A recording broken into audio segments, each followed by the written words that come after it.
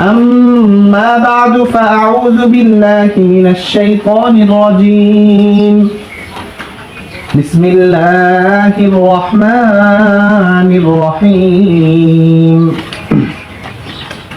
ولله على الناس حج البيت من استطاع إليه سبيلا ومن كفر فإن الله غني عن العالمين وقال رسول الله صلى الله عليه وسلم من حج فزار قبري بعد موتي كان كمن زارني في حياتي أو كما قال النبي عليه الصلاة والسلام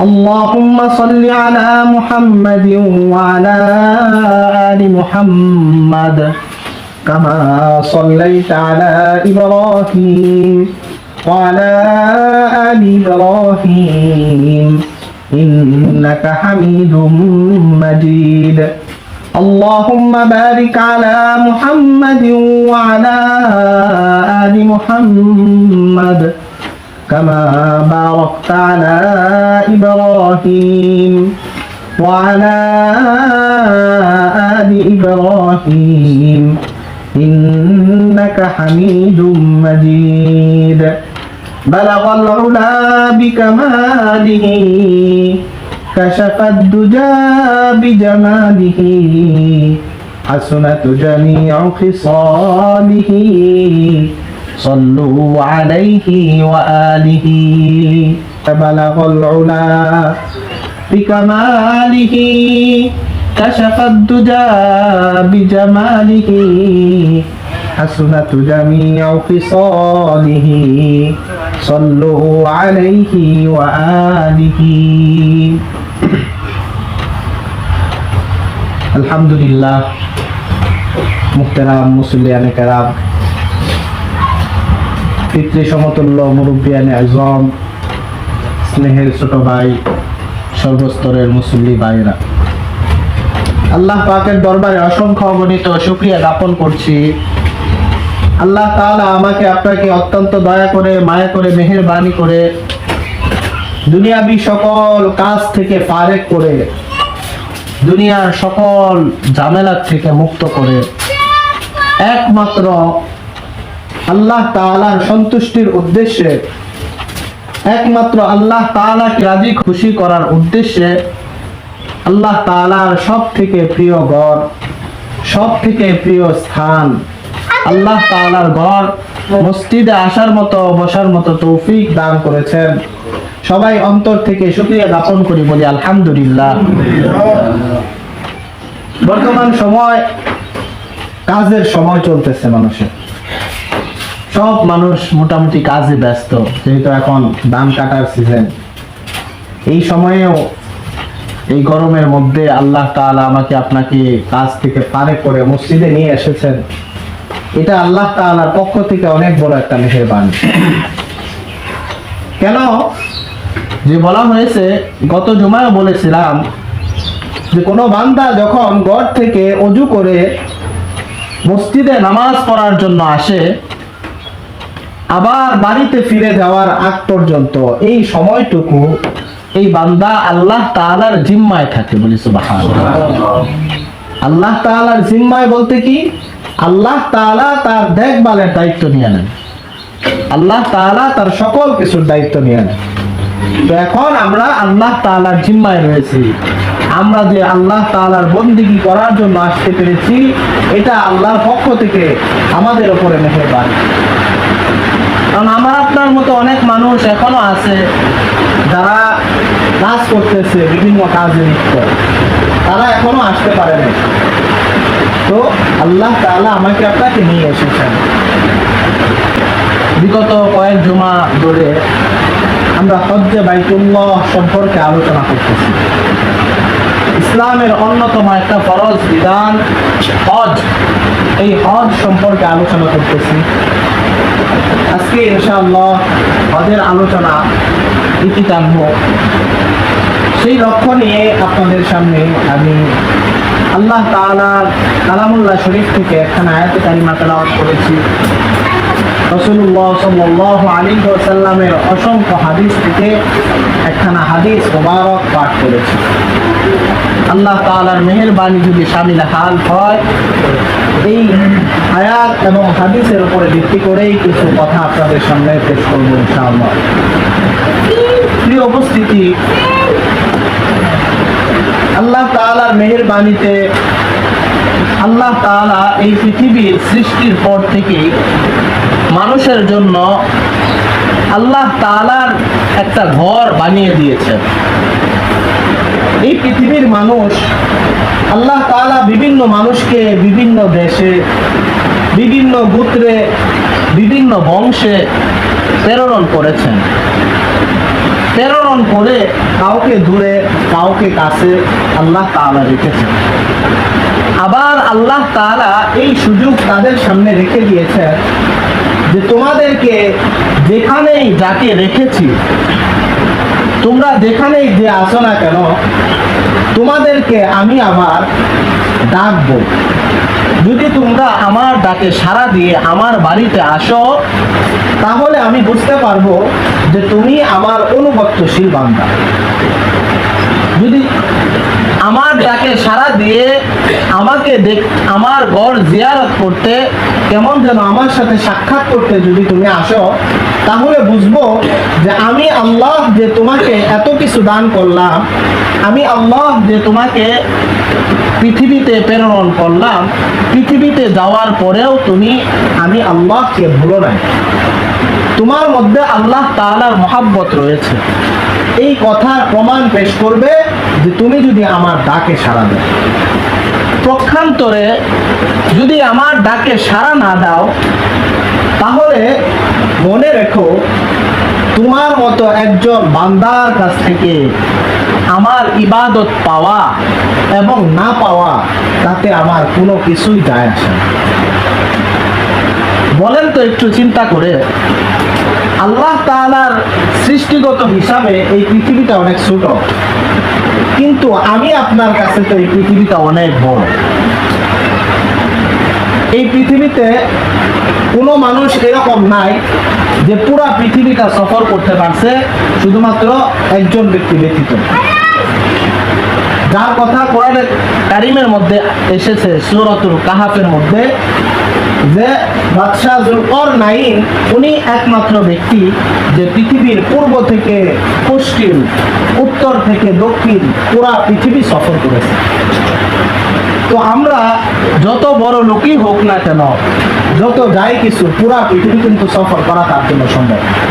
যদি ছোটখাটো হইতো তাহলে তো সফর করতে পারতো। তার মানে বোঝা গেল আমাদের হিসাবে পৃথিবীটা অনেক বড়।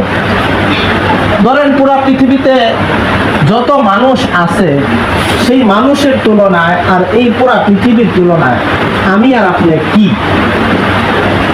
সবার সাথে যদি তুলনা করি, আমার আর আপনার কোনো অস্তিত্ব আছে? একদম ছোট্ট একটা কিছু না। পুরা পৃথিবীতে প্রায় 200 কোটি মুসলমানই আছে।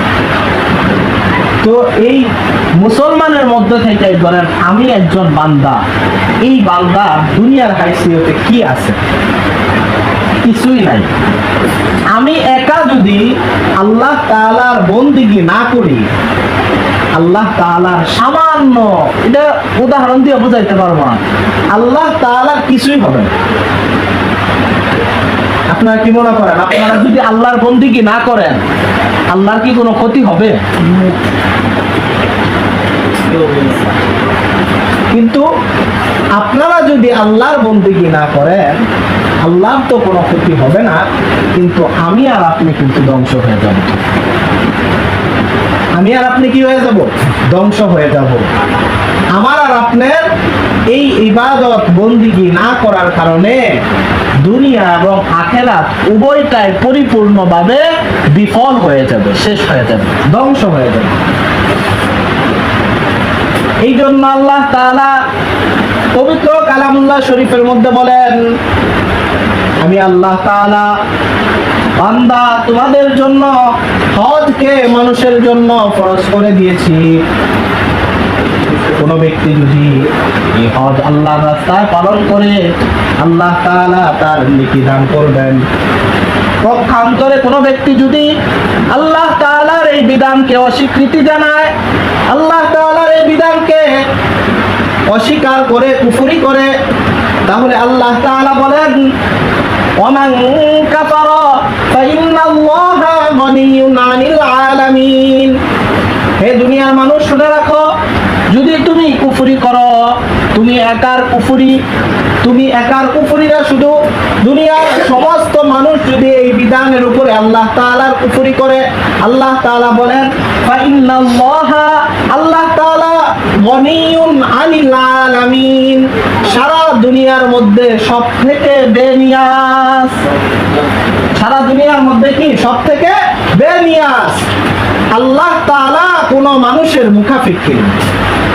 ধনী, তিনি ধনী, বেনিয়াজ, আরো মুখাপেক্ষী না।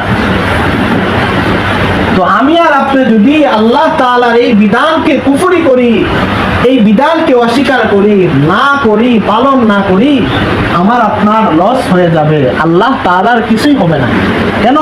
আল্লাহ তো আহকামুল হাকিমিন, তিনি তো সব কিছুর মালিক, তার কোনো কিছুর অভাব নেই। কিন্তু আমাকে আপনাকে আল্লাহর বিধান পালন করে আল্লাহ তাআলার কাছে সওয়াবের ভাগীদার হয়ে আল্লাহ তাআলার সন্তুষ্টি অর্জন করে আমার জীবনকে আমাদের সফল করতে হবে। এই জন্য হজের আলোচনা করতেছিলাম। আলহামদুলিল্লাহ, গতকালকেই বাংলাদেশ থেকে হজের প্রথম ফ্লাইট চলে গেছে। এই বছরের হজ শুরু হয়ে গেছে। কতই না সৌভাগ্যবান সেই সকল বান্দা, আল্লাহ তাআলা যাদেরকে হজ্জে বাইতুল্লাহ করার মতো তৌফিক দান করেছেন, বলে সুবহানাল্লাহ। কতই না সৌভাগ্য সেই সকল বান্দাদের, যাদেরকে আল্লাহ তাআলার ঘর বাইতুল্লাহ শরীফকে দুই চোখে দেখার সুযোগ করে দিয়েছেন। কতই না সৌভাগ্য সেই সকল ভাইয়েরা, যারা এই হজ পালন করার পরে আবার নবী মুহাম্মদুর রাসূলুল্লাহ সাল্লাল্লাহু আলাইহি ওয়াসাল্লামের রওজায় গিয়ে নবীকে সালাম দিতে পেরেছে। আল্লাহ তাআলার কাছে দোয়া করি, প্রাণ খুলে বলি, আল্লাহ আপনি সেই সকল সৌভাগ্যশীল বান্দাদের কাতারে আমাদের নামটাও নিয়ে নেন। আল্লাহর কাছে সব সময় চোখের পানি ফেলে দোয়া করতে হবে যে আল্লাহ আপনি যেই সকল বান্দাদেরকে আপনার ঘরে গিয়ে তাদের সৌভাগ্যশীল হওয়ার তৌফিক দান করেছেন, আল্লাহ আমাদেরকেও আপনার ঘরে যাওয়ার মতো তৌফিক দান করেন। আমরা প্রত্যেক নামাজের পরে, প্রত্যেক দিন, প্রত্যেক জুমার দিন দোয়া করব, আল্লাহুম্মা ইন্না নাসআলুকা হাজ্জাম মাবরুরা, আল্লাহুম্মা ইন্নী আসআলুকা হাজ্জাম মাবরুরা। আল্লাহ তাআলার কাছে দোয়া করব, হে আল্লাহ আপনি আমাদেরকে হজ্জে মাবরুর নসিব করেন, কবুল হজ আমাদেরকে নসিব করেন। হজের অনেক ফজিলত, গত দুই জুমায় আপনাদের সামনে হজের ফজিলত আমি অল্প অল্প পরিসরে বর্ণনা করেছি। হজের ফজিলত বলে শেষ করা যাবে না। আল্লাহ নবী সাল্লাল্লাহু আলাইহি ওয়াসাল্লাম থেকে আয়েশা রাদিয়াল্লাহু আনহা বর্ণনা করেন। আয়েশা রাদিয়াল্লাহু আনহা বলেন, যে ব্যক্তি হজ করতে আসলো, এই ব্যক্তি যে হজ করার জন্য দুনিয়াবি মাল সম্পদ তার ব্যয় করতে হলো, এবং এই ব্যক্তির হজ পালন করতে শারীরিক যে কসরত তার হলো, শারীরিক যে কষ্ট তার হলো, আল্লাহ তাআলা তাকে তো হজ পালন করার বিনিময়ে সওয়াব দান করবেনই, বরং এই যে টাকা সে ব্যয় করলো এবং এই যে শরীরের শক্তি সে ব্যয় করলো, এর জন্য আলাদাভাবে আল্লাহ তাআলা তাকে নেকি দান করবেন, বলে সুবহানাল্লাহ। হজের জন্য যে হজ করবেন, এটার যে সওয়াব, এর যে বেনিফিট, সেটা তো আপনি পাবেনই। আবার এই যে টাকা খরচ করলেন, শারীরিক কসরত খরচ করলেন, শক্তি ব্যয় করলেন, এটার জন্য আলাদাভাবে সওয়াব আল্লাহ তাআলা দিবেন। হজের ফজিলত অনেক অপরিসীম। হজ করার আরেকটা ফায়দা হলো, হজ করলে নবী মুহাম্মদুর রাসূলুল্লাহ সাল্লাল্লাহু আলাইহি ওয়াসাল্লামের রওজা জিয়ারত করা যায়। নবী মুহাম্মদুর রাসূলুল্লাহ সাল্লাল্লাহু আলাইহি ওয়াসাল্লাম যেই জায়গায় শয়ন করে আছেন, নবী জিন্দা অবস্থায় সেখানে আছেন। হাদিসের মধ্যে এসেছে, যখন কোনো বান্দা দুনিয়ার যে কোনো প্রান্ত থেকে নবী মুহাম্মদুর রাসূলুল্লাহ সাল্লাল্লাহু আলাইহি ওয়াসাল্লামের উপর একবার দুরূদ পাঠ করবে, আল্লাহর পক্ষ থেকে একজন ফেরেশতা তার এই দুরূদটা নিয়ে মুহাম্মদুর রাসূলুল্লাহ সাল্লাল্লাহু আলাইহি ওয়াসাল্লামের কাছে ছুটে যাবেন। সেখানে গিয়ে বলবেন যে অমুক গ্রামের অমুক বান্দা আব্দুর রহমান আপনার নামে একবার দুরূদ পাঠ করেছে। বুজুর্গানে দিন যারা, উলামায়ে হক্কানি যারা, বড় বড় পীর মাশায়েখ যারা, তাদের কাছে গেলে দেখবেন তারা যে সকল আমল দেয় তার মধ্যে অন্যতম একটা আমল থাকে দুরূদ শরীফের জিকির করা বা বেশি বেশি দুরূদ শরীফ পড়া। কেন বেশি বেশি দুরূদ শরীফ পড়া? দুনিয়াবি একটা উদাহরণ দেই। ধরেন একজন মানুষকে আপনি চিনেন না, একবারও দেখেন নাই জীবনে, কিন্তু তার কিছু কর্মকাণ্ড এরকম যে তার আলোচনাটা বারবারই আপনার কাছে আসে। সে এইরকম কিছু ভালো কাজ করে যে তার কথাটা বারবার আপনার কাছে আসে, যে অমুকে তো এই কাজটা করছে, অমুকে এই কাজ করছে, বারবার আপনি শুনতেছেন। যখন একদিন, 2 দিন, 3 দিন শুনবেন, তখন তার নামটা শুনতে শুনতে, যদিও আপনি তাকে দেখেন নাই, চিনেন নাই, তবে আপনার কাছে লাগবে তাকে তো আমি চিনি। এরকম কি লাগে কি লাগে না? কথাটা বারবার শুনতে শুনতে মনে হয় যে তাকে তো আমি চিনি, তার এত কথা আমি জানি।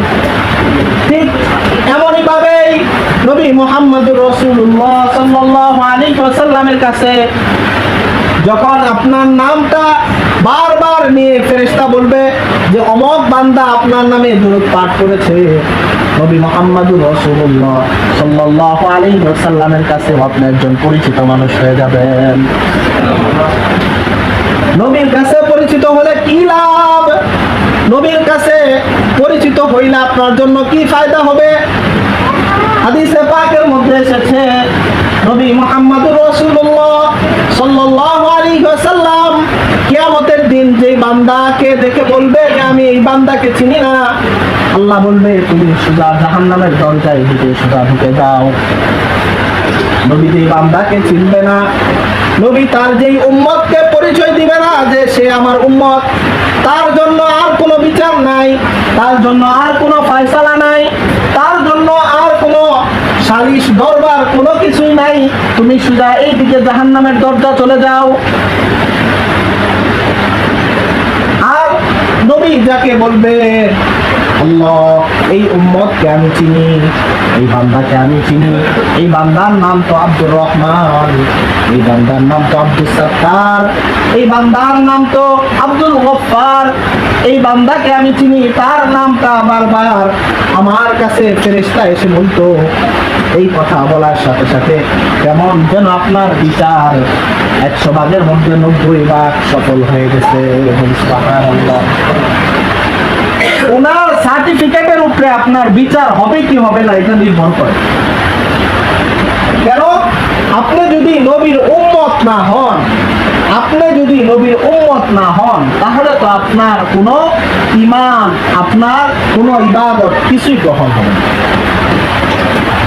আল্লাহ নবী সাল্লাল্লাহু আলাইহি ওয়াসাল্লাম এক হাদিসের মধ্যে বলেন, লা ইউমিনু আহাদুকুম হাত্তা আকুনা হাব্বা ইলাইহি মিন ওয়ালিদিহি ওয়া ওয়ালাদিহি ওয়ান নাসি আজমাইন।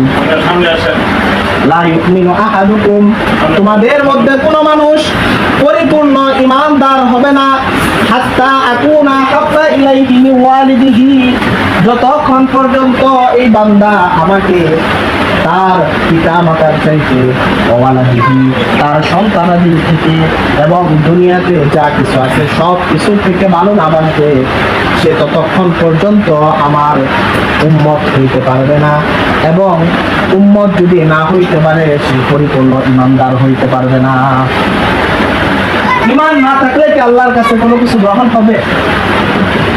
যার ইমান নাই তার কি কোনো কিছু গ্রহণ হবে? সে বিনা হিসাবে জাহান্নামী।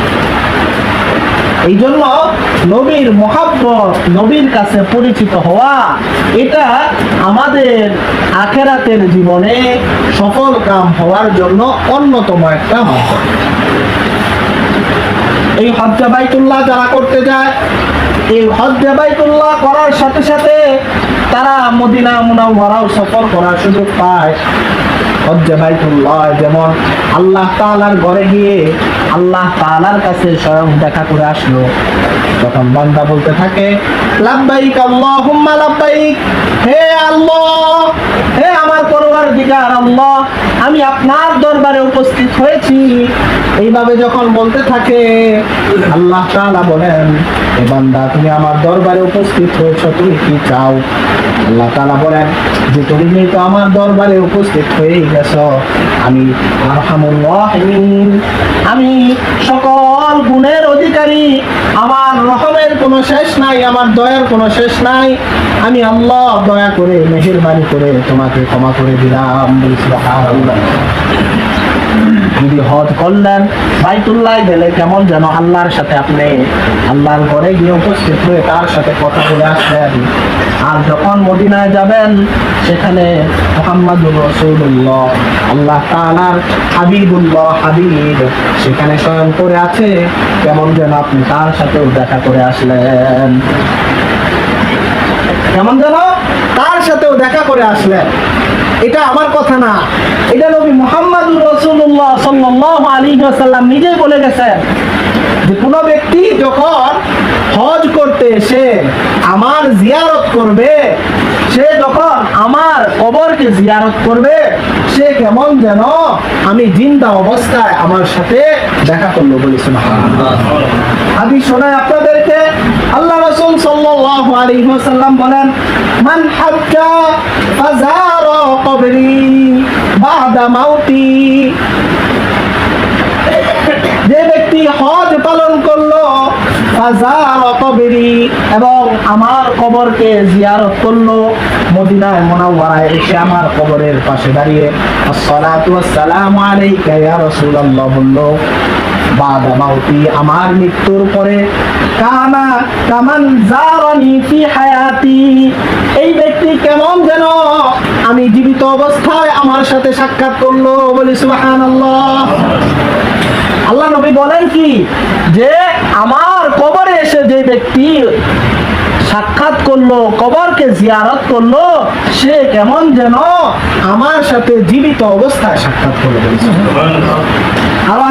হাদিস শুনে আপনাদেরকে, আল্লাহ নবী সাল্লাল্লাহু আলাইহি ওয়াসাল্লাম বলেন, মান যারা কবরি ওয়াজাবাত লাহু শাফাআতি। সুবহানাল্লাহ। আল্লাহ নবী বলেন, মান যারা কবরি, যে ব্যক্তি আমার কবরকে জিয়ারত করলো, লাহু ওয়াজাবাত লাহু শাফাআতি, কাল কিয়ামতের ময়দানে তার জন্য সুপারিশ করা আমার জন্য ওয়াজিব হয়ে যায়। বলি সুবহানাল্লাহ। তার মানে নবীর রওজা জিয়ারত করলে তার জন্য নবীর সুপারিশ করা ওয়াজিব হয়ে যায়, সে নবীর সুপারিশ পাবেই পাবে। এই জন্য হজ্জে বাইতুল্লাহ এবং জিয়ারতে মদিনা এটা অনেক বড় ইবাদত। এই ইবাদতের কোনো তুলনা হয় না। এটা এই ইবাদত আল্লাহ তাআলা যাদেরকে করতে দিয়েছেন বা যাদেরকে তৌফিক দিয়েছেন, একমাত্র তারাই বলতে পারবে এই ইবাদতের প্রশান্তি কতটুকু। আমরা সব সময় দোয়া করব আল্লাহ তাআলার কাছে, আল্লাহ তাআলা যাদেরকে হজ্জে নিয়েছেন, যাদেরকে হজ্জে বাইতুল্লাহর সুযোগ দিয়েছেন, তাদের হজ যেন আল্লাহ তাআলা পরিপূর্ণরূপে কবুল করেন। এবং আমরা যারা এখনো যাইতে পারি নাই, নবীর রওজায় গিয়ে সালাম পেশ করতে পারি নাই, আল্লাহ তাআলা যেন আমাদেরকেও কবুল করেন। বলেন আমিন।